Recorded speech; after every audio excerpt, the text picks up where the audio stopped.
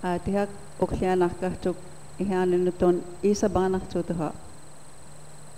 Akkufa isa banutuha.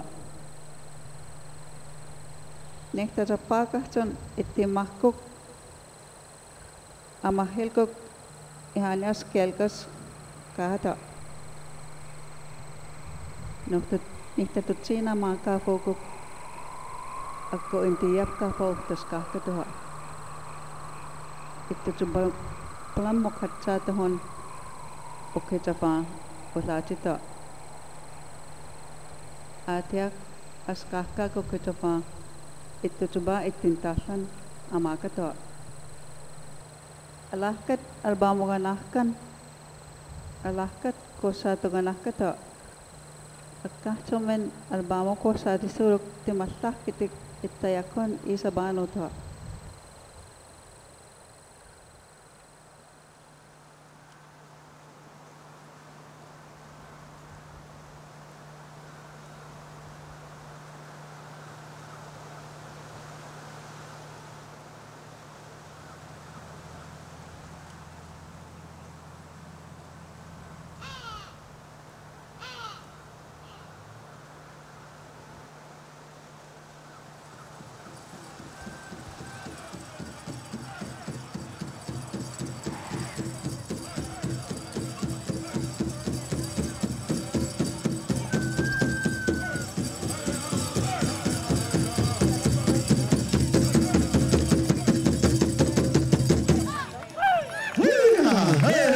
Give them a round of applause. Hey, some good dancing there. Walk around, dancers. Walk around. Get loosened up. We've got one more song to go here.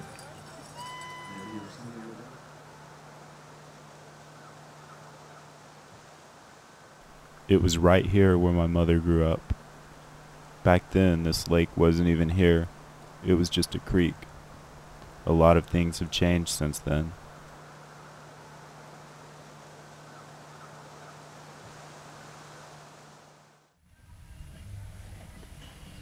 I remember the first time I saw it cleared off. I didn't come back home for years, at least 6 years. And I saw it, everything was different. It was so different. But I still come here and look around.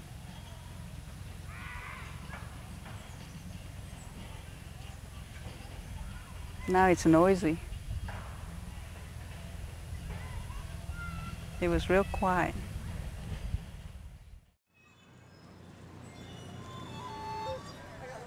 This film started out as an exploration of the Alabama-Coushatta culture, but the more involved I became, and the more that I uncovered, I began to realize it was not only an exploration of the culture, but one of my own self-identity.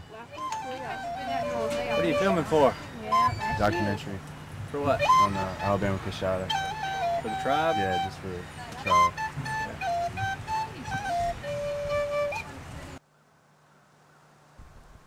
My mother was born in 1942 to a 15-year-old girl and a young lumberjack named Walter. She grew up on the edge of the reservation in a small log cabin house sitting next to a dirt road that would eventually become U.S. Highway 190. Reservation life wasn't easy. An impoverished and isolated community was learning to deal with rapid change. The knowledge that there was something beyond the reservation's borders compelled many to seek a life on the outside. At the age of 17, with $3 and a limited grasp of the English language, my mother found herself standing at a bus station in Houston, Texas. Alone and unsure where she would sleep that night, she headed off into another world, determined to change her life.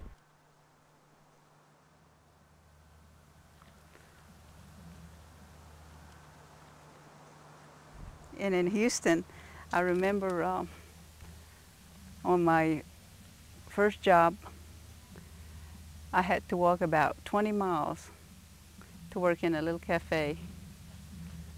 And because I only needed a nickel to catch the bus, and I didn't have one, and I was too proud to ask for a nickel from anyone. It was okay because I started early I was supposed to be there at 2 o'clock, so I started real early, like 7 o'clock, but I made it on time.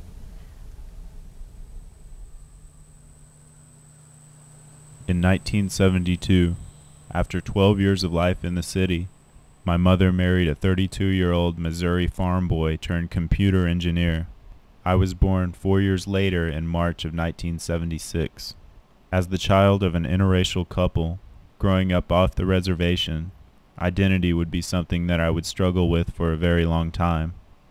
I was a half-breed. To my parents, I was just their child. To my white friends, I was an Indian. To the Indians, I was a white kid, or at least I felt that way. But as for me, inside, I felt torn apart.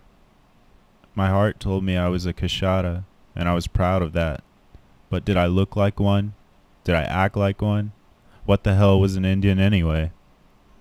Eventually I would come to some tentative conclusions, but it was this film that took me back to the heart of my culture, back to the reservation, into the lives of a people that would revive old questions and raise new ones, and reveal things that I had not expected. You know, long ago, our people came from the state of Alabama.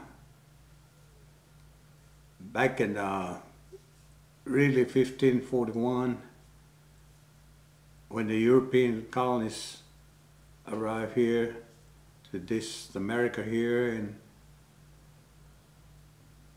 our really home was state of Alabama, and we kind of pushed off. Land was taken away, so we have to move on west from there, Alabama and to Mississippi and to Louisiana and Texas. In the latter part of the 18th century, both the Alabama and Coushatta tribes, two separate and culturally distinct groups, continued what had been a slow migration westward, moving through present-day Louisiana and into the Big Thicket region of East Texas. The Coushatta split into two separate groups, one settling in western Louisiana and a smaller group continuing across the Texas border. You know, we had like 5 Coushatta villages and 2, 3 Alabama villages, but now there's you know, since there were so few of us, and some of them had gone back to Louisiana, we ended up with the Alabama-Coushatta in Livingston, Texas, and that's, you know, that we've been there for since around 1792. For several years, both tribes lived in temporary settlements along the Texas-Louisiana border. This was due to the increasing number of white settlers moving into the region, who were claiming land and forcing the tribes to relocate. In 1854, the Alabama were granted 1,280 acres of reservation land by the Texas legislature. The following year, 640 acres of land was set aside for the smaller group of Coushatta. However, this land was already settled by a few Anglo families who refused to recognize the land grants. Many of the Coushatta decided to return to the majority of their kin in Louisiana. The ones who remained joined the Alabama on their 1,280-acre reservation.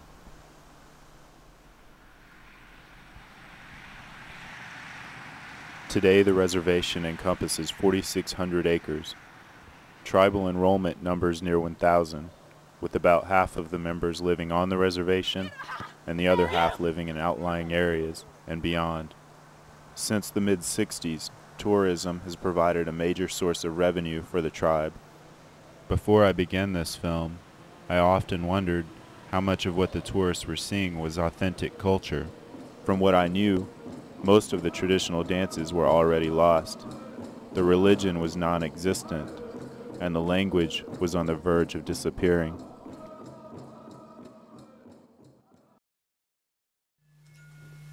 Is there anyone here on the reservation that still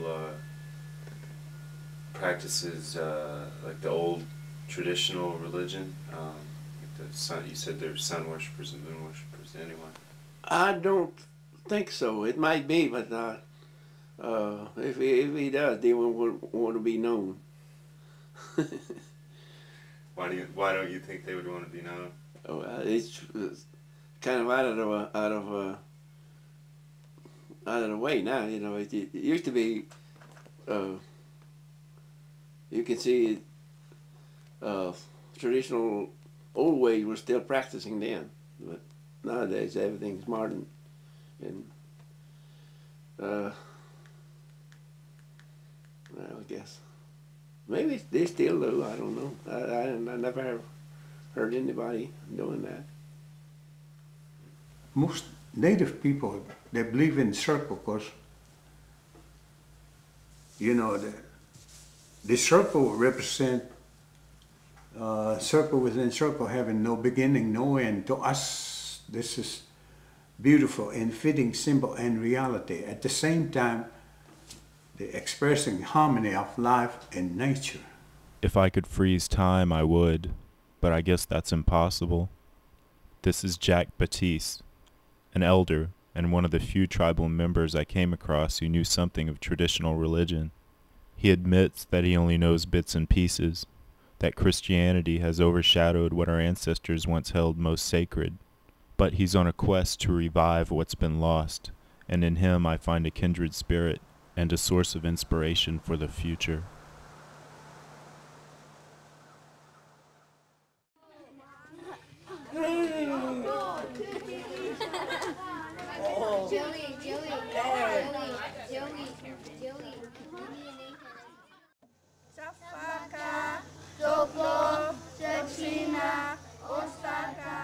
Now, every time whenever any Indian child speaks, they always add the English language in their sentences. And this is beginning to be more and more, and today half of our young people spoke nothing but English language. And that's fine, but a lot of times I feel like we need to still teach our children how to speak our native language. And whenever I was growing up, that's the first thing I've learned. And my parents always tells me that I need to speak my language because I was, a Native American in the first place, and I should be able to keep my language, and this was important. And my dad always used to get after me, no matter how old I got. He said, whenever you come home, we know that you're over there, but when you come home, you need to speak your native language, because that's who you are.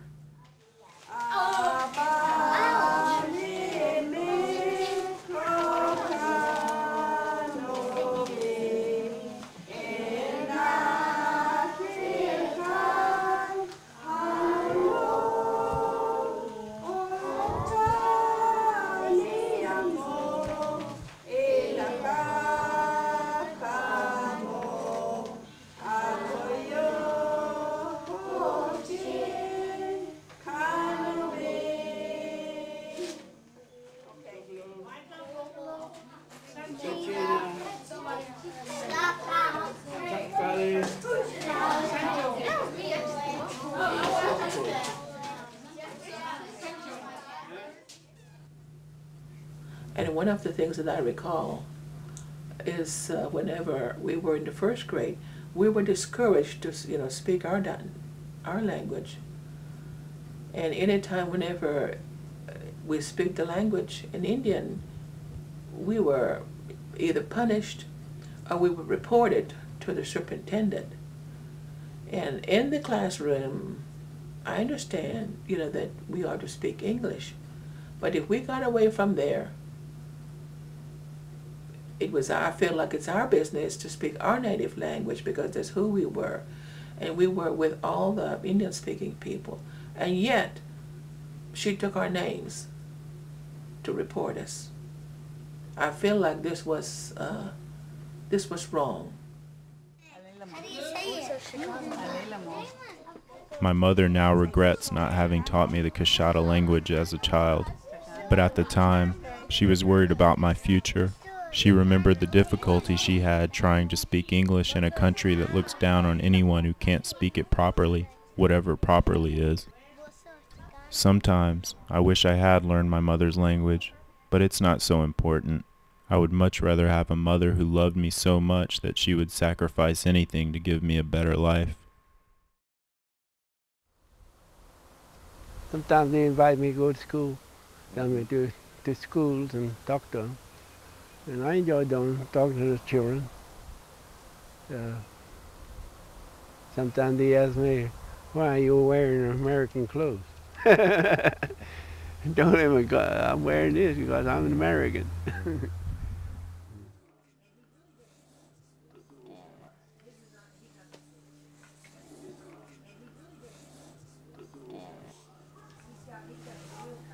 Red is pretty. Red is usually the color used to describe an Indian skin. Red man, red skin.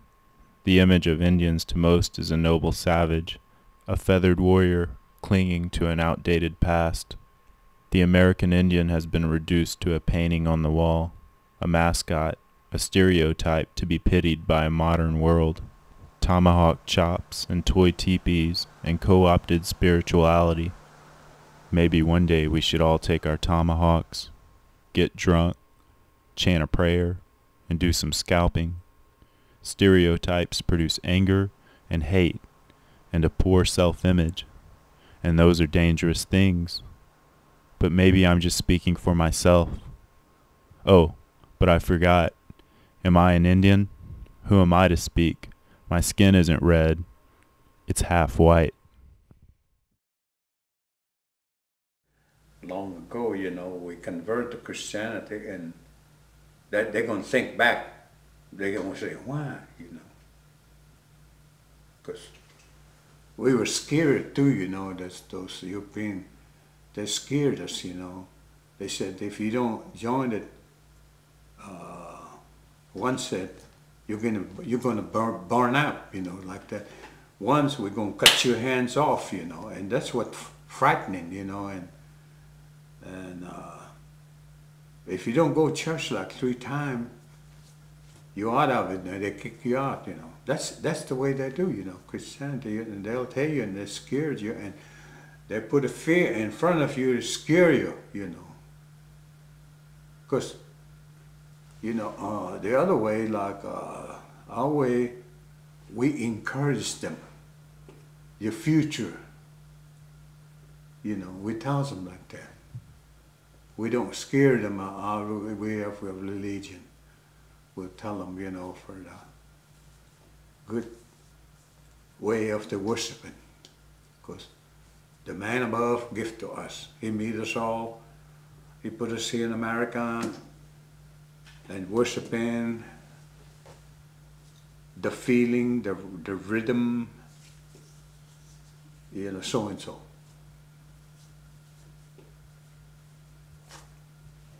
But as long as you're a Native American, he sees you, that the Creator, he sees you. And the non-Indian, it doesn't belong to them, it belongs to Native people only. So he gives to us already, you know.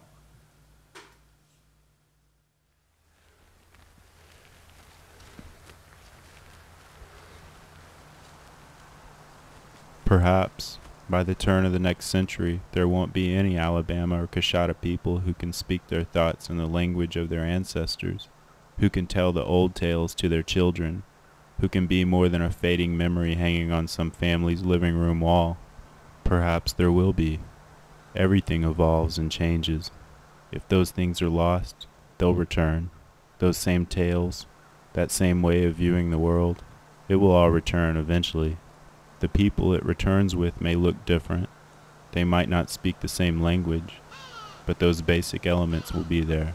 They will return.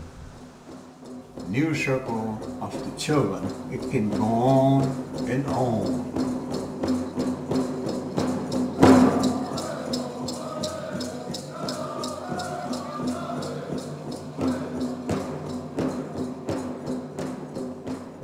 As for me, after this experience, I find that the conclusions I had reached earlier in my life are the same now. It doesn't matter. It isn't language, religion, blood quantum, or your skin color that governs who you are, your identity. It's something less tangible than all of those things, something personal, inside you, in your heart, regardless of my half-breed appearance, or the fact that I didn't grow up on the reservation, or that I can't speak my mother's language. I know who I am. I'm a Coushatta. My heart tells me that. And for me, that's all that matters. Yeah, we are we tuna, hey, hey, hey, hey. Yeah, we are we tuna, hey, hey. Yake, yake, hey, hey. Yeah, we are we tuna, hey, hey, hey, hey.